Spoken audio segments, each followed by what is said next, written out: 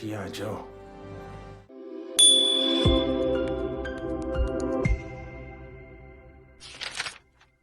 谁能想到，新版特种部队的选角名单在短短几个月的时间内就发生了翻天覆地的变化？今年2月才宣布重启的影片《特种部队》，如今突然传出了重大的选角变动。原本传闻将担任男主角的雷神克里斯·海姆斯沃斯，如今可能已经不再是新版特种部队的第一人选了。而接替他的人，很可能就是在《银河护卫队》中火箭浣熊的配音演员，也是宿醉系列的男星布莱德利·库珀。不过，雷神的粉丝们也不用太早感到失望，因为克里斯·海姆斯沃斯当初答应出演的其实是变形金刚与特种部队的联动电影版本。如今随着特种部队重启计划的全面调整，整个故事方向和编剧团队也都发生了变化。因此他虽然退出了主演计划，却并没有完全离开这个项目。根据最新消息，他目前正在洽谈出演特种部队最经典的反派角色，大名鼎鼎的眼镜蛇司令官，而这个角色也正是整个系列中最具代表性的反派人物之一。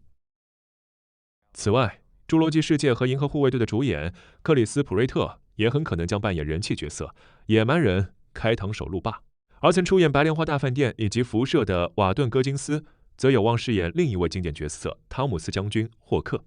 如果这份选角名单最终成真，那么新版特种部队的阵容可以说将会是近年来最豪华的动作片演员阵容之一了。尤其是布莱德利·库珀将饰演公爵的消息，更是给不少粉丝带来了惊喜。因为公爵一直都是特种部队的灵魂人物，在过去的2部真人电影中，这个角色都没能获得完整的发展。而这次的重启版也确定将让公爵重新回归第一男主角的位置。值得一提的是，布莱德利过去就曾与导演丹尼·麦克布莱德合作过《飞越情海》和《神佑家族》，两人的私交相当不错，这或许也是他成为新任男主角的重要原因。2026年2月，派拉蒙天舞影业邀请了2位编剧，分别创作不同版本的剧本，其中一位是喜剧演员兼编剧和制片人的丹尼·麦克布莱德，另一位则是科幻惊悚电影《超能失控》的编剧麦克·斯兰迪斯。在经过了数个月的评估之后，派拉蒙最终放弃了兰迪斯的版本，正式选择了麦克布莱德的剧本作为特种部队未来的影片发展方向。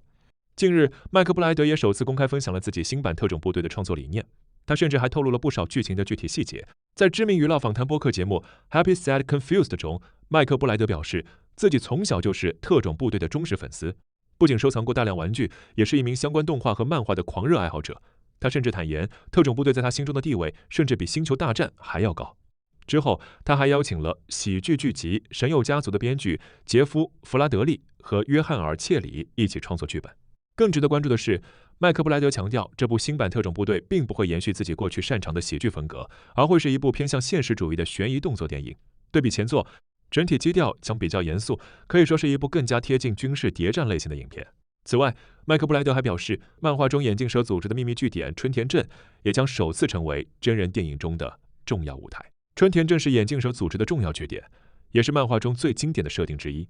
在粉丝圈中一直拥有极高的人气。而这次，春田镇也将首次通过大荧幕与观众见面。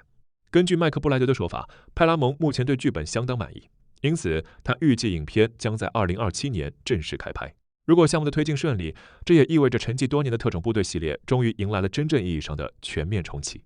对于不少老粉丝来说，这次重启最大的看点不只是经典角色和眼镜蛇组织的回归，而是电影将更加贴近原作漫画的设定，还会以更加写实、更加成熟的风格重新打造这部经典的军事动作影片。